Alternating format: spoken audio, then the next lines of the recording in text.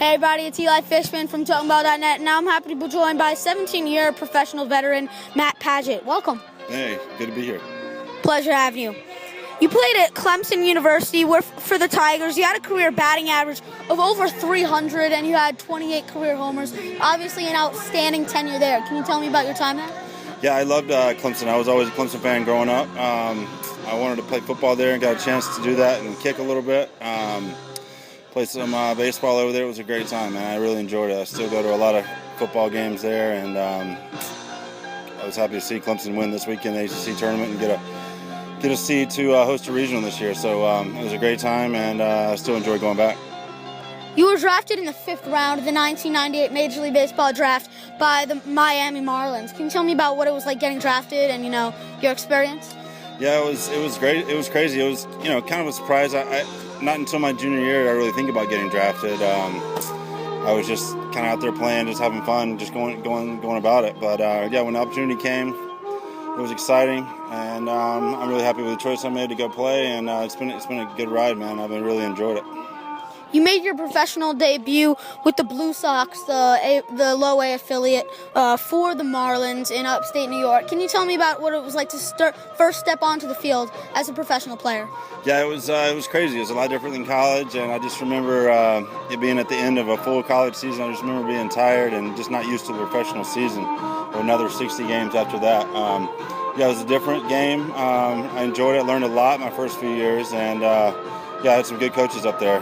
Ken Joyce is my manager, and I was playing with a lot of good players, man, coming up with the Marlins, and it was exciting to watch those guys play and learn a lot from those guys, as well as being coached by future Hall of Famers and things like that. So it was an amazing experience, and I wouldn't trade it for anything. By 2005, you were in AAA with the Marlins, obviously one of the higher levels in the world, and you were one of the top prospects for the Marlins. What was it like to know that any minute you can be called up, or you were in this situation where you were at the top of the list? Right, yeah. At first you're just thinking about making your way through, and then you're right, when you get to that level, you're thinking now you're one step away, and can't really let that affect you. You have to just go out and play every single day, and that's really what I tried to do. If your number got called, it got called. But it's a crazy thought to think about. Like you said, it's high level baseball, a lot of good players in AAA, and man, it was quite a ride. I really enjoyed AAA. It's a clean game, and like I said, it was just it was a great experience, man. I got to see a lot of cool cities, a lot of different cities, travel around a lot.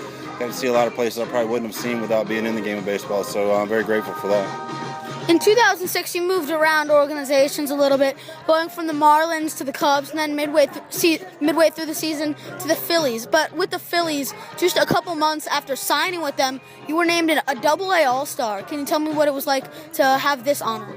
Yeah, it was outstanding, man. Anytime you can be an All-Star at the Double-A level, like you said, you feel like you're one step closer, and Phillies organization is a great organization. I really enjoyed my time there. They really took care of me, and I have nothing but respect for those guys, man. I ended up getting injured later on that year and missed the last half of the season, and they stuck with me through that and brought me back the following year. So, nothing but respect for those guys. But it's an amazing honor to get voted in by the coaches in that league to be able to play in Double-A All-Star game, where there's plenty of scouts and some of the best players in the world getting ready to get their call to the big league. So that was definitely a great experience.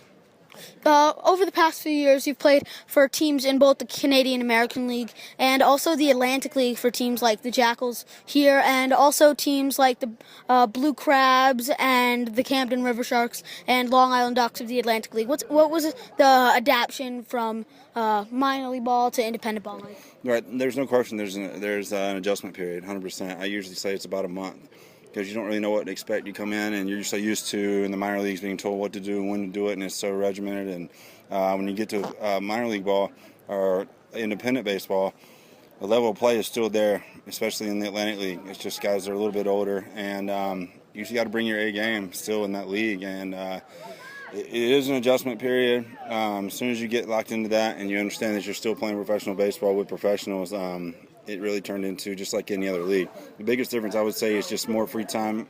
You have to be really self-motivated. You have to really get the work done on your own, and really keep pushing yourself, stay motivated to try to get back into affiliated, or for me, I kept playing independent baseball because I was getting winter ball jobs in places like Mexico, Venezuela, and the Dominican Republic. And it was a good chance to, again, see the world and to make some money in the off season. So, yeah, it's a great league, and it's a great opportunity for these guys to try to. In our league, we have a bunch of rookies, so it's a chance for them to get a chance for teams to see them, and also a chance for the veteran guys to get another opportunity to get back in there and try to do better second time through. You retired a couple years ago, but this is your first year coaching, Right. and you're coaching for your former team, the New Jersey Jackals. What's your experience been like here? It's been outstanding. I came here in 13 and played for Joe for probably about 15, 20 games, and then we went to the finals against Quebec here. And I fell in love with Joe the first day. He's an absolute professional, and I've stayed in touch with him ever since. And I'm very happy he gave me this opportunity. I wanted to get into coaching, hopefully be a manager one day, but I don't think there's a better guy for me to learn under than Joe. He's great with the team. His teams, his clubhouses usually love him, and I couldn't be happy right now. What was the best moment of your 17-year professional career? That's tough, man. You think about going through big league camps for me. I didn't make it to the major leagues, but being able to play in the big league camp, being able to play with some of the best players in the world, just now being my first year out of the game, the parts that I've missed the most here through our first 12, 13 games is just being in the clubhouse with the guys. 6 o'clock, music starts going, you start getting ready for the game, the adrenaline starts going. That's probably been the biggest adjustment for me. But, I'm still out on the field trying to give these guys whatever they need to get to the next level and get back into the game. So it's good to be a part of the game. I love the game, and hopefully it'll have me for a few years. All right, thanks so much.